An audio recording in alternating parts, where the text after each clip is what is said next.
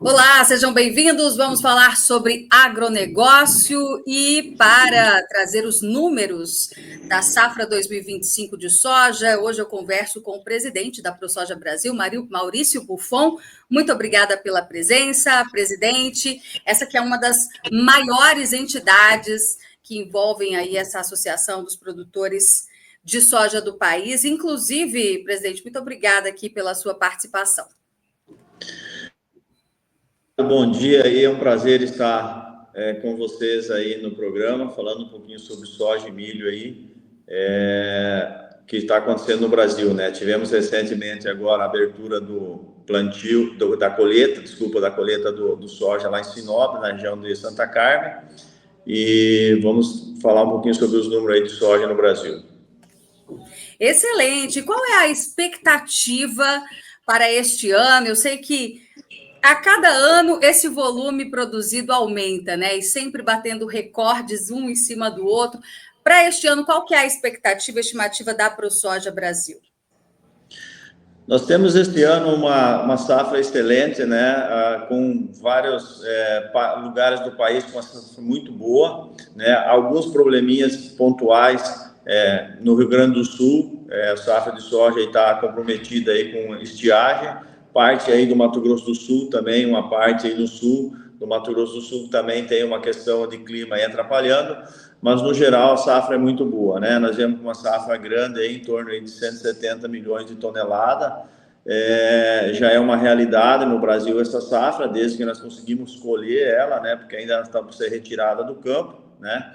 E nós temos que lembrar que o ano passado, né, a safra 23-24 foi uma safra muito difícil. O Brasil inteiro teve grandes problemas com o clima, então a gente passou por dificuldades aí na questão de produção. E sem dúvida esse ano aí está um ótimo ano aí, se recuperando muitas produções no Brasil. Agora, presidente, nós estamos em um ano onde o Brasil vai sediar a COP30, essa conferência que trata sobre as questões climáticas. E é importante destacar o papel do agronegócio brasileiro, né, que tem esse compromisso com a preservação ambiental, desmistificar, inclusive, esse papel de vilão que às vezes é passado para outros países lá fora. Sem dúvida, como você mesmo colocou, o Brasil, ele hoje, né, dentro das propriedades rurais, tem grande parte com áreas nativas na preservação, áreas de preservação permanente e também reservas legais. E o agro como um todo, na área da produção hoje, nós já temos números que mostram do seu plantio, a colheita e os produtos que nós retiramos do agronegócio, hoje soja, o soja e milho, por exemplo, onde se faz combustíveis, né, principalmente com óleo de soja, biodiesel e o etanol de milho, por exemplo, a gente consegue aí deixar, sequestrar carbono da atmosfera. Então, nós temos esse balanço positivo, já tem alguns números de faculdade que já mostra isso para nós, né? Então, nós temos muito criticado, às vezes, por países lá fora que usa isso como uma própria cortina de fumaça, né? Onde ainda continuam queimando carvão, continuam queimando para gerar energia. As energias deles são muito mais sujas que as próprias energias nossas. Então, o Brasil hoje dá exemplo, né, na área de preservação e de produção, onde sequestramos carbono. O Brasil hoje ele é parte da solução para a solução climática, do aquecimento, né, global, e não o vilão da história. Mas isso precisa ainda ser bem demonstrado aí para parar as narrativas que o Brasil só agronegócio destrói o meio ambiente. É muito longe disso, nós temos a convicção e a certeza, e a ciência já mostra para isso que é bem diferente. Pois é, um outro desafio também que o setor tem nesse momento é a questão do preço dos insumos, acredito eu, né? Nós estamos aqui no nosso país vivendo uma crise em relação ao preço dos alimentos e um governo que fala, inclusive, em taxar as exportações como se isso fosse solucionar o problema. Como é que o senhor vê essa medida? Realmente o governo que aí está não entende nada da agricultura ou se faz de desentendido aí, né? O próprio ministro não consegue o ministro da Agricultura, levar a agricultura para o patamar que precisa, né? O Brasil que não tem como, se nós deixar de fazer a exportação e trazer divisa para dentro do país, cada vez nós vamos ter um dólar mais caro, cada vez nós vamos ter comida na mesa do brasileiro mais caro. Quando o brasileiro fala que ele não come dólar, mas tudo é ligado ao dólar, o custo de produção nossa hoje é dólar, né? E também com esse dólar alto, a gente tem um custo muito elevado de produção. Na verdade, existe um desequilíbrio fiscal no país, né? Onde o governo mais do que se arrecada, e isso vai gerando, né, altos juros para o país pagar e começa o desequilíbrio, né? O que se diz de produção rural, o país produz muito bem, só que precisa do investimento. O governo tem que olhar para o agronegócio, para a agricultura brasileira, do pequeno ao grande, enfim, de todas as culturas, olhar com olhos de produção para poder diminuir. E olhar isso não é simplesmente vir fazer falas, é vir investimento. A produção agrícola precisa de investimento, precisa de custeio, né, com juros dentro de uma realidade onde o produtor possa produzir e colocar alimento na mesa do brasileiro. E o excedente vai ser exportado.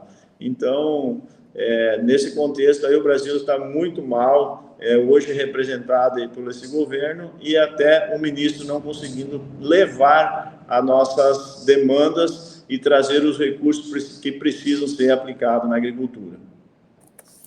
Um outro assunto polêmico recente foi um decreto presidencial que deu poder de polícia à FUNAI, né? O nosso país que já vive uma insegurança jurídica no campo. O senhor acredita que dar poderes a essa Fundação Nacional, né, dos povos indígenas vai, de alguma forma, contribuir para poder conter essa questão, já que esse papel era feito pela Força Nacional, por exemplo? Como é que o senhor vê essa medida? É uma catástrofe, né, essa questão, né? Nós precisamos manter a Constituição da forma que ela está. Essas mudanças aí, com certeza, a própria FPA, o Congresso vai reagir a isso. Nós, né, temos trabalhando, inclusive, a nível de associação, para que isso seja derrubado, né? Então, não é por aí que se resolve os problemas indígenas. Os indígenas já têm, né, grande parte do território brasileiro. O problema não é a área para indígena, não é nada. O problema é só a gente trabalhar e deixar o agro trabalhar. Essas inseguranças jurídicas, tanto com o índio quanto alguma questão dos sem terras, que está causando o caos e estimulando o produtor a não produzir, e cada vez alimento mais caro. Então, nós precisamos que o Brasil seja pacificado, as autarquias andem no seu lugar e garanta a segurança jurídica para quem tem propriedade no Brasil, consiga ele produzir ou até morar, né? Porque a segurança de propriedade não vale só para o campo, mas vale para a cidade também, para onde o agricultor possa produzir, né? Se o Brasil deixar a sua principal aptidão, que é a produção de alimentos, a produção de biocombustíveis, de lado, com insegurança jurídica, em muito pouco tempo nós vamos ter um caos no país, né? Muitas brigas indígenas com o branco, e isso não leva a nada. Nós precisamos que o Brasil seja pacificado e não cada vez mais usar a força da forma descontrolada e dando poder a uma polícia que não tem na Constituição poder para isso. Perfeito. Presidente, quero agradecer a sua participação aqui no programa Faturagro e desejar aí um bom trabalho, boa semana. Eu que agradeço aí o espaço aí para poder falar e conto conosco sempre que precisar. Um belo programa aí do Patrulha Agro, sempre temos à disposição. Conversamos com o presidente da ProSoja Brasil, Maurício Buffon, direto de Brasília, Berenice Leite, para o Faturagro.